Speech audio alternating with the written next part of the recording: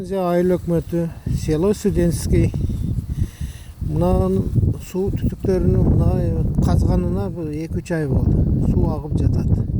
Бул жерде үйлөрдүн эмесине зыян тийгизип жатат. Мынтип адамдардын канча эме кылып туруп заявление жазып депутаттарга айткандарга дагы эч мүмкүнчүлүк бир дагы реакция кылышкан жок.